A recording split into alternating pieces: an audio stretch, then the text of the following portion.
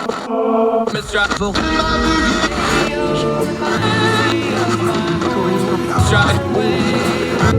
Let's win.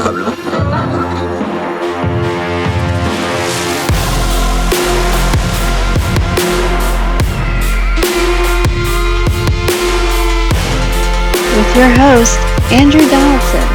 This is Heard Tell. Welcome back to Heard Tell. Okay, here's a fun one.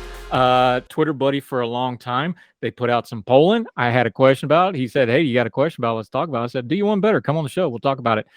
Jacob Perry, if you don't know him, he's been in politics for 20 years, inside them, outside them, analyzing them. He's now with Center Street PAC. How are you, buddy? Good to see you. I'm good, brother. Thanks for having me on. All right, the one that got everybody's attention, and we'll go through the rest of the polling data because you've been a political guy for a long time, especially Florida, because you know that race inside and out. We'll talk about that in a minute. The one that got my attention was the Arizona Senate polling race. Now, obviously, This is a big ticket race. A lot of people paying attention to it. The Polling USA poll that y'all did with conjunction with Center Street. Kelly 55, Masters 35. Governor race, Hobbs 53, Kari Lake 39.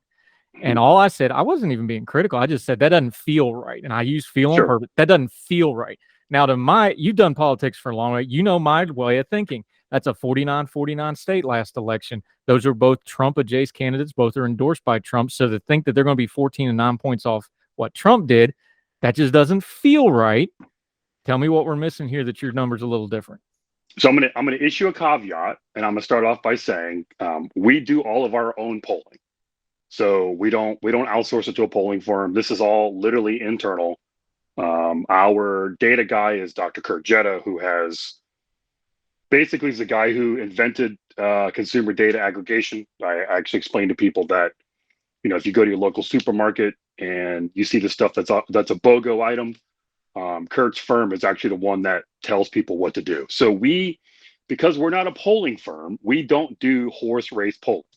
And this is what I always have to try to explain to people. The data that we gather and that we analyze is for our internal use as far as targeting and which races we're going to pursue and how we're going to, write the advertising, the messaging we're going to use, the mediums we're going to, put the advertising on. For example, I don't know, a few weeks ago, we did a pretty significant 6-figure buy in Ohio. And that advertising was intended to target females between 40 and 55, I believe, right? Kind of unaffiliated or kind of unsure or whatever. That was a pretty significant 6-figure buy, but it was based on the data that we have that is the most movable segment in that race, right? So long caveat aside, what I'm going to tell you is our polling has been very consistent in terms of, and they brand themselves as ultra MAGA, right? So the ultra MAGA versus a traditional Republican candidate are two very different things. And what we have seen in Ohio, Pennsylvania, Arizona, to some extent, Georgia, which is another one that we just released. Those are candidates that are pretty extreme. Those are candidates who, are, anti-immigrant. They're anti, they all believe that the 2020 election was stolen. They all sort of poo-poo the January 6th insurrection.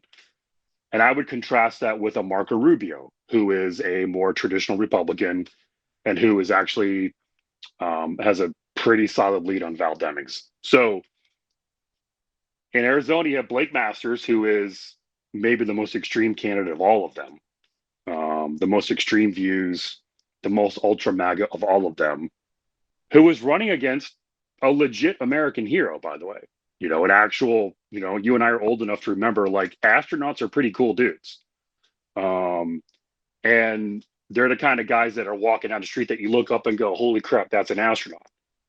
So I think it's a combination of things. I think Masters is, I'm going to respectfully say, a borderline white nationalist. And maybe not borderline, but based on his statements and things that he's on record, he's pretty extreme. But then you've got Mark Kelly, who has an extremely frankly, remarkably high favorability rating in Arizona. So it's kind of a combination of the two things. What I always say to everybody is, in 30 years or so working in politics, every election takes place in a vacuum. So what happened 2 years ago, 4 years ago, you have to take that in context of what was going on 2 years ago and 4 years ago. And what you're seeing now in this particular context of this cycle is a lot of extremist candidates who have very high unfavorability ratings. Yeah. And to be clear, I think both of those people are unfit for office, just to be frank about it. The other part of the Kelly thing that people don't talk about, but I hear it every time I bring it up talking to people behind the scenes, is he's been just an absolute money machine. He's one of the biggest fundraisings in the entire Democratic Party, not just in the Senate. Yeah. He's printing money. So Yes. when you have and I'm going to lump Masters and Lake here together because they basically are a ticket for all practical purposes out there. They're running together, campaigning together. I think they're both unfit for office, but it is what it is. Is the story here from what you're seeing? Because again, you admit you're looking at the data differently than what a pollster is in the horse race now, and that has its pros and cons.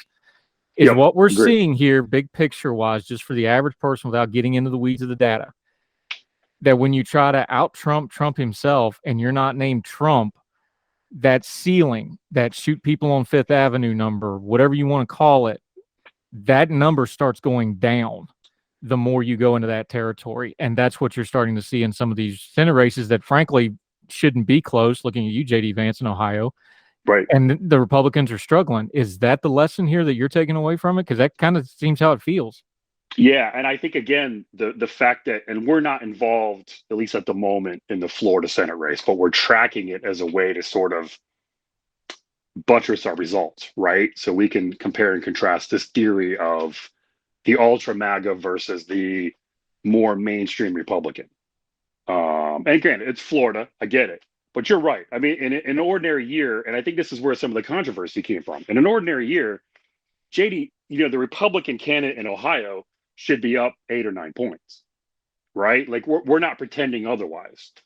But in our data, and I don't know if we've reported this in any of our stuff, but I'm just going to tell you, and maybe this isn't exclusive for your audience, the one negative response that comes back from our surveys regarding JD Vance is phony. And you're almost a Midwesterner. I mean, you're kind of border Midwesterner. I grew up in Indiana. In the Midwest, we tend to prefer, genuine people. We tend to prefer, this is why the Midwest is a very different place than anywhere else in the country. It's a very down to earth. People are pretty normal. People are friendly. They know their neighbors. And the constant response that keeps coming back on JD Vance is phony. And when you compare that to a Tim Ryan, who isn't a extreme left wing, he's not Elizabeth Warren. He's much more of a blue dog, kind of an old school Joe Biden type, right? So the combination of the two things is what's giving you a fairly surprising result.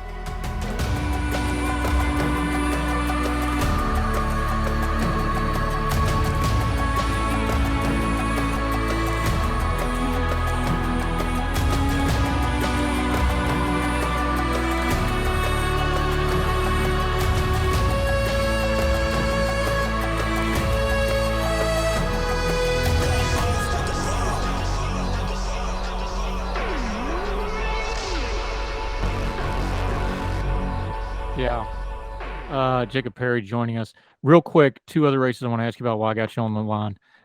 You just mentioned it, so let's talk about Rubio. You got him up about 5 points. Again, just somebody that watches this and somewhat reads on and tries to keep up with it and talks to people. That felt right when I saw it. DeSantis is probably going to win his race, so there's going to be some flow over there. Rubio's his national brand's been damaged, but he's pretty still in the main line for a Florida senator with all things considered. Charlie Crist is going to be the first person in recorded human history to lose a race as a Republican, Democrat, and an independent. That's pretty amazing. But that feels right. Florida inside and out. You live there. Does that one feel like that's probably going to be about what it is? Maybe Demings might get a little surge depending, or she might fall off depending on how the economy and Biden and all that goes. But this kind of feels like what it's been all along and where it's going to end up. The problem that Val is running into, Congresswoman Demings is running into, and I apologize. Sometimes it's, we're doing the constant conversations all day. There's shorthand that we use. Congresswoman Demings just doesn't have a very high name ID, and obviously Senator Rubio does, and so that's actually been the biggest. And our model is weighted towards favorability and name ID, right? Which is why sometimes we're a couple points ahead of everybody else.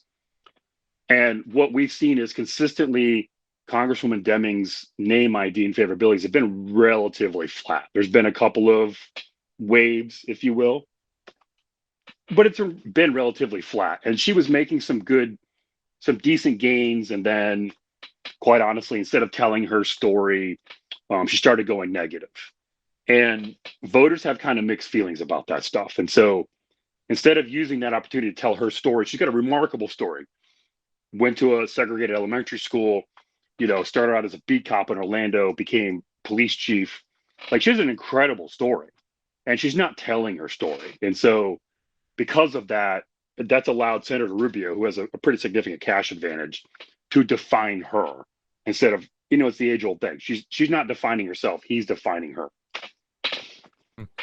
One more race I wanted to ask you about. Down in Georgia, Raphael Warnock, Senator Warnock, Herschel Walker. You got Warnock up a little bit. I've been on the island since last January of 2020, being like, no, y'all need to understand Warnock's going to be a really hard out, because that race got really ugly and personal, and the national media didn't cover it because of all the Trump stuff. But that was an ugly, ugly race. The reason I wanted to ask about it is Herschel Walker, though. His numbers have actually started improving. We mentioned J.D. Vance. This is not my opinion. This is source. I've talked to multiple people about this. You've heard the exact same stories. J.D. Vance has absolutely refused to take any help from any wing. I'm talking conservative, moderate. The libertarians reached out to him. He's refusing anybody helping him, and his campaign's been a mess. All of a sudden, about 6 weeks ago now, Herschel Walker took outside help, and it's showing, and his numbers are getting better. I bring that up because that's going to be an important contest as he tries to tighten this up and tries to knock off Senator Raphael Warnock, and what's going to be a really close, hopefully it's not as ugly as 2020. We'll see. But that's the difference in the numbers there is Herschel, somebody got a hold of him and said, hey, you need some help. Let's get some folks in here. Yes. And look, let's be honest, it's Georgia, right? And I'm sitting, 45 minutes from the Georgia state line. So I'm not exactly unfamiliar with Georgia and Georgia politics.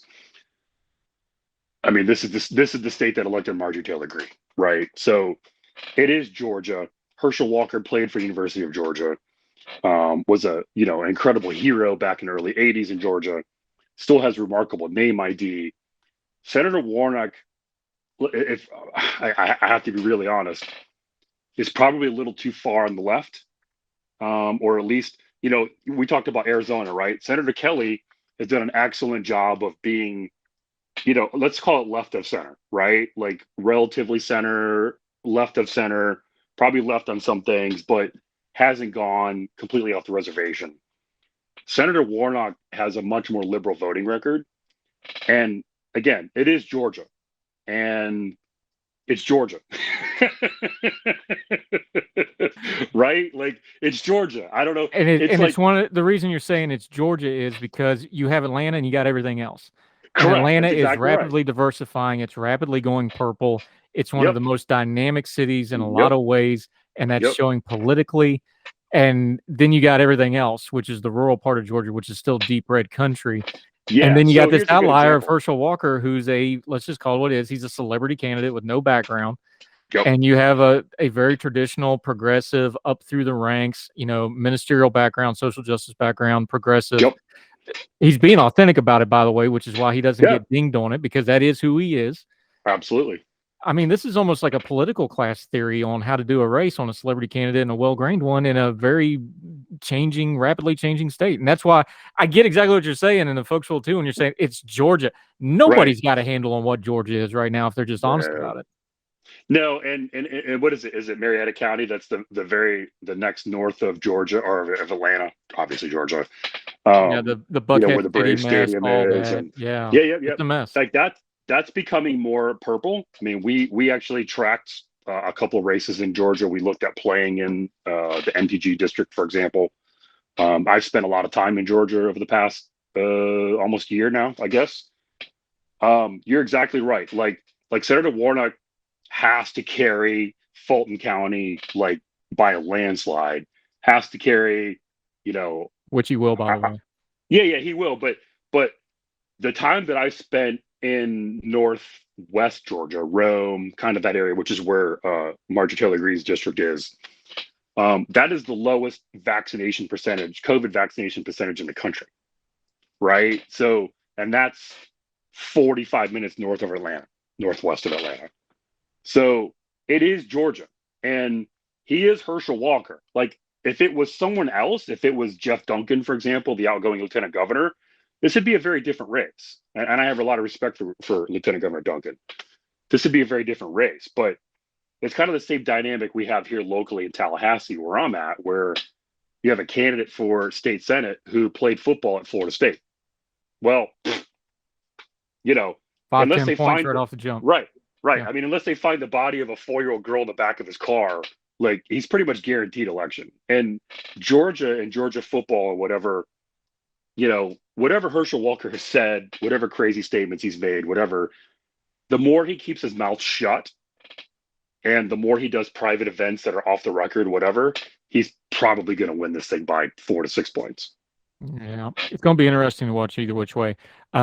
Jacob Perry, appreciate the quick time. Get you back on here again. Let folks know what you've got going on here with Center Street PAC again. Again, y'all ain't biased. You're out here with doing what you're doing, but you do it well. Let folks know where they can find what you're doing and what you're doing. We're going to link to the polling, the actual polling, not just the tweets, because they do have their information at the bottom, which is always a sign of a good poll. Let folks know where they can follow you until we talk again.